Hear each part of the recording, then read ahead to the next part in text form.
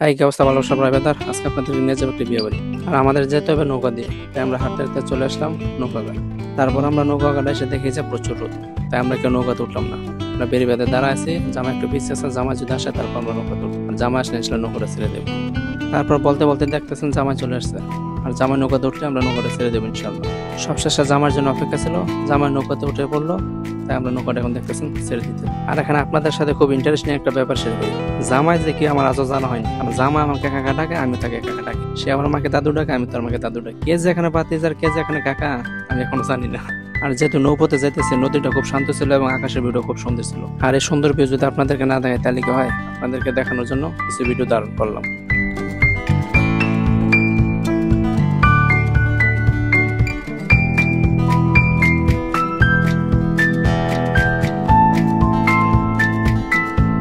তারপরে সুন্দর সুন্দর ভিউ দেখতে দেখতে আমাদের নৌকা চলে আসলো একবারে গেটের সামনে। ওই যে দেখতেছেন গেটটা দেখা যাইতেছে, আমরা এই গেটের সামনে গিয়ে নামবো। তারপর দেখতেছেন মাঝি ভাই বাঁশ নিয়ে সামনে দাঁড়ায় আছে। আর এখানে দাঁড়া থাকার কারণ হচ্ছে এখানে পানিটা খুব কম। এখান দিয়ে নৌকা যাবে কিনা এটা যাচাই করার জন্য সে বাঁশ দিয়ে পরীক্ষা করতেছে। নদীর এই সুন্দর ভিউ দেখতে দেখতে আমরা চলে আসলাম গেটের সামনে। আর নৌকা ভিড়তে না ভিড়তে উত্তেজিত জনতার সহ্য হইতেছে না, কার আগে কি নামবে। লাফালাফি করে সবাই দাফাদাফি করে নামতেছে। তারপর জামাই সহ আমাদের সবাইকে নিয়ে ঢুকলো একটা মেশিন ঘরের ভিতরে, কারণ এখানে তেমন পর্যাপ্ত জায়গা ছিল না যেখানে প্যান্ডেল বানবে। তাই ফাঁকা একটা মেশিন ঘর ছিল, আমাদেরকে এই ফাঁকা একটা মেশিন ঘরে অন্ধকার মধ্যে ঢুকলো। এমনিতেই প্রচুর রোদ ছিল, তার উপর মেশিন ঘরে ঢুকলো। প্রচুর গরম ছিল, তাই ভালোভাবে খাইতেও পারিনি।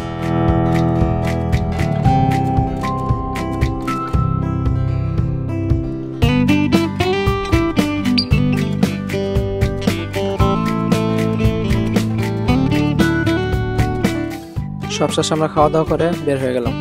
তারপর দেখতেছেন গেটের সামনে নদীর ধার ঘেঁষে কি সুন্দর একটা ভিউ। খাওয়া দাওয়া শেষে যে যার মতো চলে আসতেছে, কারণ আমরা যে নৌকা দিয়ে গেছি এই নৌকা দিয়ে যদি আসতে চাই তাহলে আমাদের সময় বাঁচবো না থাকটা। তাই আমরা হাঁটতে হাঁটতে চলে আসলাম একটা অটো স্টেশনে। তারপর আমরা অটো দিয়ে চলে আসলাম আমাদের এলাকাতে। আর এই রাস্তাটা খুব সুন্দর ছিল, তাই একটু ভিডিও ধারণ করলাম। আজকের ভিডিওটা এ পর্যন্তই। সবাই ভালো থাকবেন, টাটা।